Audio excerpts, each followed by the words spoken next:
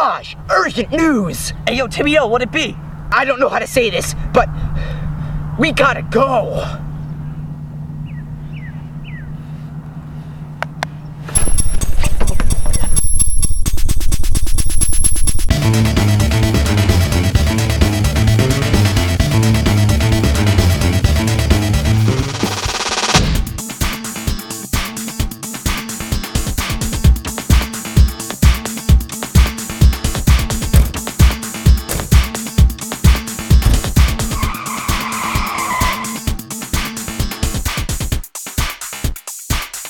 What's the deal with the whole entire new... Apparently there's supposed to be a Hobbit? prequel to the Lord of the Rings series. As most fantasy fans are quite aware, there is indeed a prequel. The first book of the series is called The Hobbit. The Hobbit. Yes. Written by J.R.R. Tolkien, it is a simpler story than Lord of the Rings. Lord of the Rings is a sweeping epic kind of deal with a quest and battles and things of that This nature. one's about Bilbo, and Bilbo has the ring, and he has a mission with the ring according to semi-diagrams. Well, he doesn't get it. He gets the ring in this quest. Oh, well, no one cares about the ring. Just tell us the details about Okay, basically, the movie has been... There's been all kinds of, like, going on around about the movie. I mean, the beginning, after Lord of the Rings, was, like, phenomenal success, and it was, like, You mean the mind-blowing. 18 endings of Return of the King?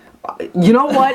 We're gonna talk about the endings right now. We're gonna put an end to this controversy over the Why? the No, then ending. tell me. Why? Return of the King's one of my favorite movies. Tell me, why are there 50,000 trillion endings? Which one could you? It could have ended when the camera was zooming out when the freaking four hobbits were being honored, and okay, Aragorn's there and all of them, and like, oh, we have to honor you, and then everyone in the castle hails. They go, yeah, and then it's zooming out. Dun dun dun dun dun. Well, okay, it fades to black. But you don't. Fades You to freaking black. You don't get rid of the But it still fades to black. I don't care about this. Put this in your mouth. Okay. It doesn't wrap up the Bilbo story. The Bilbo story has to be wrapped up. You have to wrap up the Rosie and Sam story. You also have to wrap up the getting back to the Shire story, which never happened. And what else did they do? Come on. Come on, extended DVDs, kick in. I think that's it. I think it goes from dropping the ring, them lying on the rock. I'm so glad you're here with me, Samwise, at the end of all things. And then it fades, and then they're being picked up by the eagles and flying away. Then it fades, and then Aragorn and the crowning, and the hobbits get honored, and then it cuts. That's where it should and then end. it goes to them returns to them in the Shire, and then them walking in, and then Bilbo going onto the ship, and then that really cool shot of the ship sailing away. But it could have. It could have ended. It could have ended there. It could have ended when the ship was pulling out to sea and it like fades. It could have ended there, but it ends the way it does because that's the way it ends in the book. At the end of the book, Sam shuts the door and it ends. Bam! Perfect. I understand that. Perfect thing. Perfection. Nothing wrong. Nothing. No. Oh, you gotta understand this. Even with the regular version of Return of the King, I think it's a masterpiece. One of the greatest films I've ever seen in my life.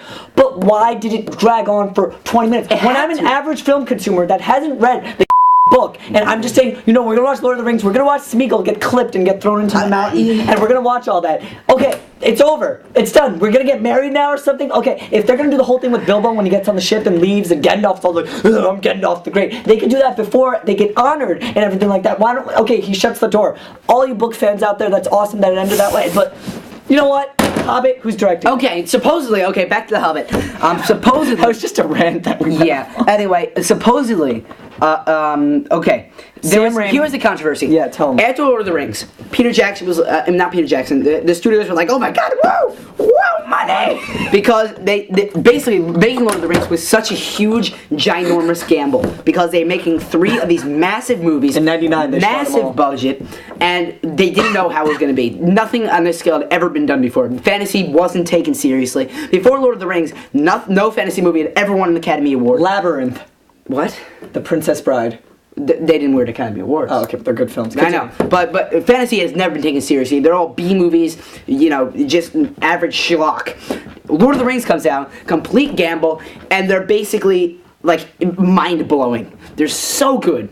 So the studio's like, whoa, we like this, and they're looking through J.R.R. Tolkien's stuff, which he's written like 5 books. The new one which just came out recently. You hear about that? No. Children of something. Men? No, Moondean or something. It's like an unreleased thing that his son finished after he died. Anyway, they go back and they find The Hobbit, which is the prequel to The Lord of the Rings. It's basically it's more of a kid's story. It's like Bilbo going on a journey, finds a dragon, kills the dragon, walks back home. Originally, Peter Jackson was going to do it. Right after Lord of the Rings, with the same actors and all that jazz. Ended up doing King Kong. He got offered King Kong, and that's his dream movie, and he made that. Not that good, by the way. No, you liked it. I liked it, but it was long. It was fun though. All the people that didn't like it was fun. It was really long. It was like 3 hours. Way too long. Unlike Lord of the Rings, many things could have been cut from King Kong. Well, Grindhouse was longer than all both films. Well, yeah, but Grindhouse was 2 movies. Anyway, Hobbit. Who were the okay, no, directors did you hear about the controversy? The Peter Jackson controversy. After King Kong, they went back to The Hobbit. They were like, Peter Jackson, we're New Line. We want you to make The Hobbit. Let's give do you it. money. And then Peter Jackson was like, whoa, we got money issues here. And Peter Jackson was kind of like a little girlish on this one. He was like, no money. I'm pulling out. So Peter Jackson pulled out of The Hobbit, supposedly. Anyways, go back. So Sam Raimi, basically. Sam Raimi supposedly got approached by New Line, and New Line was like, yo, Sam Raimi, what it is? You done Spider-Man? Let's make you do Lord of The Hobbit. So Sam Raimi has been interviewed many times about the Hobbit rumors, and he's like, and he might do Spider-Man 4, he might do The Hobbit. Well, I thought he wants to do an anthology with Spider-Man. What? Oh yeah, that got shot to hell. Wants to be Star Wars. First of all, Sam Raimi doesn't really want to do it. Tobey Maguire doesn't really want to do it. Kirsten Dunst want to do it. And Kirsten Dunst made this like accusation, she thinks she's all cool and everything. She's like, I got such a good idea for Spider-Man 4. What'd she say? I want Sam Raimi to go back to his roots and make it like Evil Dead 2. And what? Like, Evil Dead 2 is a freaking but amazing. That's not how you make Spider-Man. That's not how you make Spider-Man. She was like, take away all the fancy effects. I want to make it cheesy and bad. Oh, no. See, Evil Dead. What? Evil Dead 1, 2, and Army of Darkness. It's supposed to be cheesy. It's supposed to be bad. It's Bruce Campbell, probably the best B actor of all time, going, my name is Ash. We're gonna do what I want to do, and we're gonna do it my way. You understand that? And then the Book of the Dead opens up. Oh my God, we gotta get out of here. Dude, you spit all over me.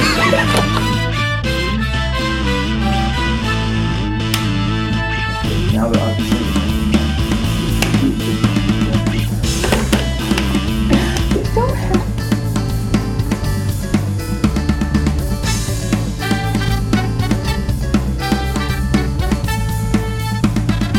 One cut a hole in a box and it was like 2